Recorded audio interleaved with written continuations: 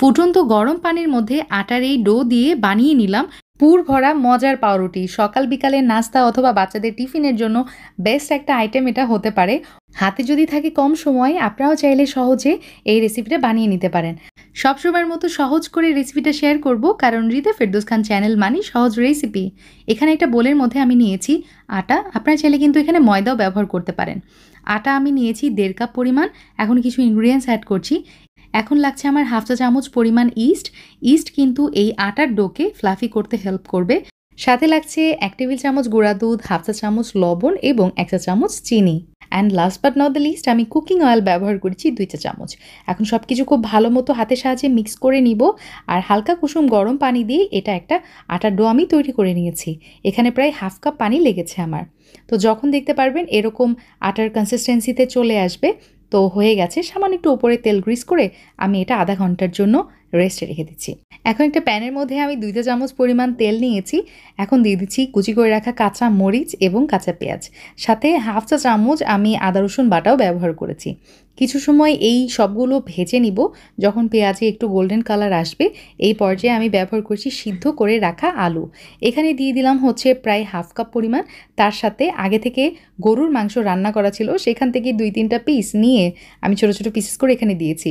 লবণ ব্যবহার করেছি হাফ চা চামচ, লাল মরিচের গুঁড়া হাফ চা চামচ, আর এই যে একটা ম্যাজিক মশলার প্যাকেট সম্পূর্ণটুকুই আমি ব্যবহার করেছি। আপনারা চাইলে কিন্তু এখানে নুডলসের মশলাটাও ইউজ করতে পারেন। তো সব কিছু খুব ভালো মতো তাওয়াতে আমি ভেজে নিয়েছি, হয়ে গেছে। আর এই যে দেখেন, আধা ঘন্টা পর আমি চলে আসছি। আমার এই আটার ডোটা কিন্তু বেশ খানিকটা ফ্লাফি হয়ে গেছে। এই পর্যায়ে হাত দিয়ে কিছু সময় মথে নিব। আর এই পর্যায়ে যেটা করব, আমার মন মতো আটার ডো থেকে ছোটো ছোটো লেচি কেটে নিলাম। এখন সেখান থেকে একটা লেচি নিয়ে দেখতে পাচ্ছেন হাত দিয়ে আমি চেপে চেপে একটু রুটির মতো শেপ দিয়ে নিয়েছি। এখন মাঝে পুর ভরিয়ে দিলাম আর হাত দিয়ে এভাবে আমি সিল করে দিচ্ছি। পারফেক্ট হয়ে গেছে আমার একটা নাস্তা তৈরি। তো এভাবেই আমি সবগুলো বানিয়ে নিচ্ছি। আর এভাবে করে কিন্তু আপনারা চাইলে ডিপ ফ্রিজে সংরক্ষণ করতে পারেন। ইনশাল্লাহ 1 মাসের মতো ভালো থাকবে। আর যখন নাস্তা খেতে ইচ্ছে করবে, ফ্রিজ থেকে 20 মিনিট আগে বের করিয়ে রাখবেন। তারপরে এভাবে গরম পানিতে, অর্থাৎ ফুটন্ত গরম পানিতে নাস্তাগুলো দিয়ে এভাবে বয়েল করে নিতে হবে। আচ্ছা, আজকে আমি যেহেতু ফ্রোজেন করব না, তো সবগুলো নাস্তাই বানিয়ে নিয়েছি। ফুটন্ত গরম পানিতে নাস্তাগুলো দিয়ে দিলাম। আর এভাবে কভার করে আমি প্রায় 15 মিনিটের মতো জাল করে নিয়েছি। তো উল্টিয়ে পাল্টিয়ে আবারও আমি জাল করে নিব। তো সব মিলিয়ে ধরেন আপনার 10 থেকে 15 মিনিট টাইম লাগবে, এর বেশি লাগার কথা না। তো যখন দেখবেন এই নাস্তাগুলো এরকম ফুলে গেছে, সুন্দরভাবে ফ্লাফি হয়ে গেছে, আমি গরম পানি থেকে উঠিয়ে ফেলছি। আর এই গরম পানিতে দেওয়ার কারণে নাস্তাগুলো কিন্তু এত সফট হয়, আপনি যদি বাইরে টেম্পারেচারে 1 দিন 2 দিন রেখে দেন, তারপরেও এটা একদমই নরম তুলতুলে থাকবে, নরম তুলতুলে সফট থাকবে। আর সবচেয়ে বড় কথা, এভাবে করলে এই নাস্তাটা কিন্তু অনেক বেশি হেলদি হয়। সবসময় ডুবো তেলে খাবার ফ্রাই না করে এভাবে অল্প তেলে অথবা বাটারে খাবার ফ্রাই করতে পারেন, এটাও কিন্তু খেতে অনেক বেশি মজা হয়। আচ্ছা, নাস্তাগুলোতে যখন গোল্ডেন ব্রাউন কালার চলে আসছে, আমি চুলা থেকে নামিয়ে নিব।